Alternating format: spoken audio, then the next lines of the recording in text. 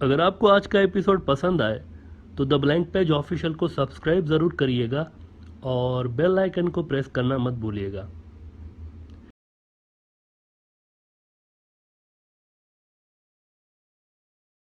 रूस से S-400 missile defence system की डिलीवरी के बाद हमने कल इस पे बात की थी कि भक्तों के कैंप में बड़ा ही खुशी का माहौल है इस चीज़ को लेकर, और बहुत ही एक्साइटमेंट है कि हमने बहुत ही बड़ा कारनामा सर अंजाम दिया हुआ है। लेकिन हमने कल कहा था कि चीन की जो नए ज़माने की वॉरफेयर है, इसमें S-400 काफ़ी नहीं है, उसका कोई बहुत बड़ा रोल होगा नहीं, बल्कि ये इंडिया के लिए डिसएडवांटेज साबित होगा।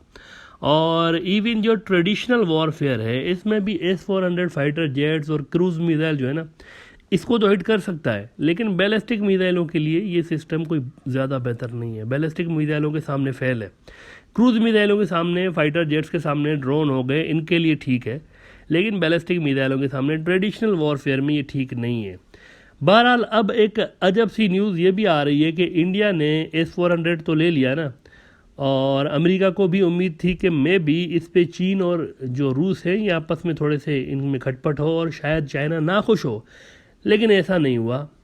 उल्टा अब अमेरिका खुद कहने लगा है कि हमें इस डील पर कंसर्न है। और मज़ीद इंटरेस्टिंग बात यह हो रही है कि इंडिया और रूस के दरमियान जो सालाना एक मीटिंग होती है, सालाना होती है काफ़ी अरसे से, कभी इंडियन प्रधानमंत्री वहाँ रूस चले जाते हैं, तो कभी रशियन प्रेसिडेंट इधर आ जाते हैं, इंडिया आ जाते हैं इसमें शिरकत के लिए।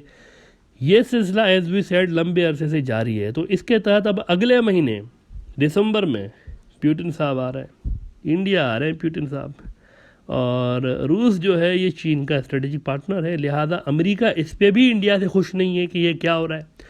अमेरिका का एक बड़ा न्यूज़ आउटलेट है द हिल, इन्होंने लिखा है कि India nearly completed $5.43 billion purchase of Russian S-400 air defence system raises serious obstacles to closer politico military relations between Washington and New Delhi now.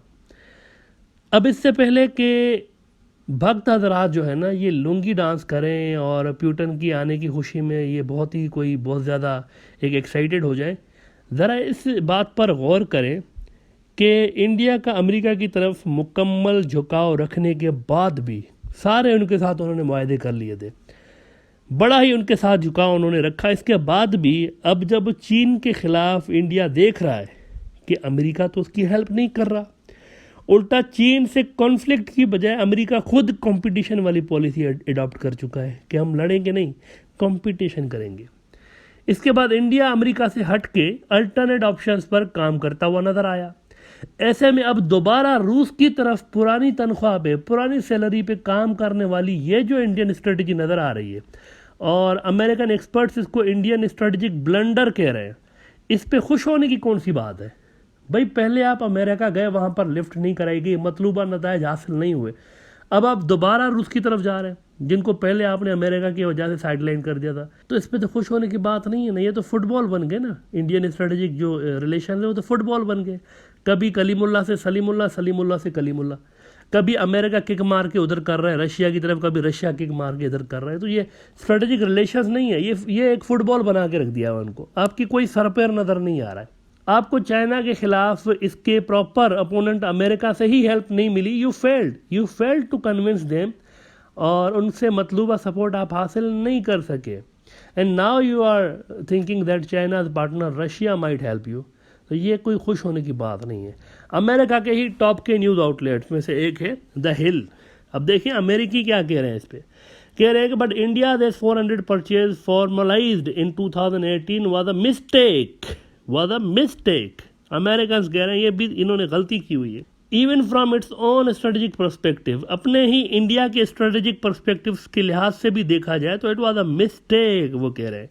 New Delhi directly challenged earlier US legislation intended to block significant Russian weapons sale and which provided very limited presidential waiver authority. अब आप देख रहे हैं कितनी गहरी बातें वो कर रहे हैं कि आप पहले तो उनके साथ गए ना, रशियंस के साथ, फिर आपने रशियंस को छोड़ा, अमेरिका के साथ गए, अब आप अमेरिका के ही उनके जो लेजिस्लेशन है उनको ही वायोलेट कर रहे हैं।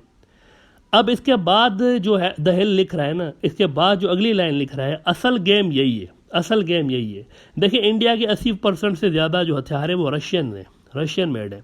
सोवियत यूनियन जो हुआ करता था ये पाकिस्तान के मुकम्मल तौर पर ख़िलाफ़ हुआ करता था। तो इंडिया जो था धड़ाधड़ रूस से, उस वक्त सोवियत यूनियन से ही हथियार लेता रहता था। तो पुराना एक मिलिट्री ताल्लुक बना हुआ है इनका और इंडिया का। और इस वक्त इन्होंने ऊपर से पहले S-300 लिया रूस से, और उसके बाद अब S-400 लिया। अच्छा, ये नाम इनके इस वजह से हैं क्योंकि जो ये जो S-300 है इसकी रेंज 300 किलोमीटर की होती है, तो वो S-300 हो गया।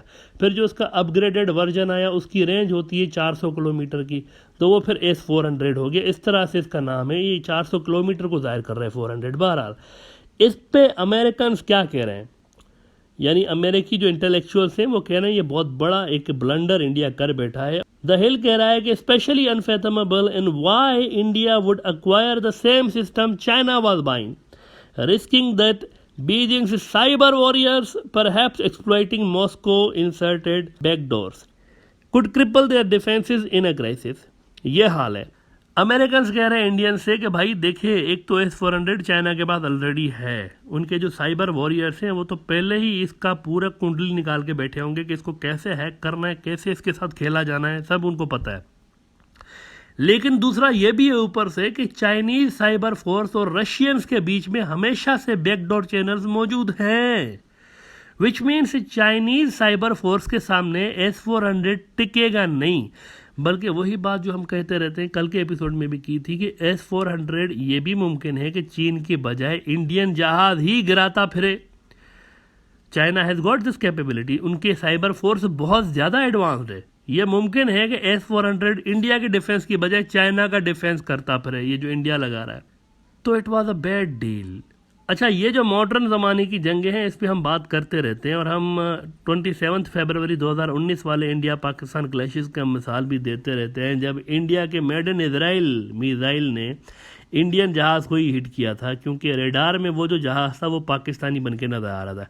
इसके बाद आप नोट करें क्या हुआ था, आपको याद है इसके बाद क्या हुआ था? पाकिस्तान ने कई हफ्ते तक अपनी एयर स्पेस बंद कर दी थी इस वाक़े के बाद। क्यों एयर स्पेस क्यों बंद की थी? तमाम इंटरनेशनल फ़्लाइट्स बंद कर दी थी, कोई फ़्लाइट पाकिस्तान की हद में नज़र ना आए, उसकी एयर स्पेस में नज़र ना आए, उन्होंने मुकम्मल तौर पर क्लोज़ करके रख दी थी, बिल्कुल क्लोज़। सारे जहाज़ बंद, एक जहाज़ नहीं उड़ता था पाकिस्तान की एयर स्पेस पे। क्यों? क्योंकि इंडिया के पास तो ये कैपेसिटी नहीं है, लेकिन इसराइल के पास तो है, इसराइल के पास है। तो इट वाज क्वाइट पॉसिबल कि किसी गैर मुल्क की सिविलियन फ्लाइट को पाकिस्तानी रेडार में इंडियन जेट के तौर पर दिखाया जाता।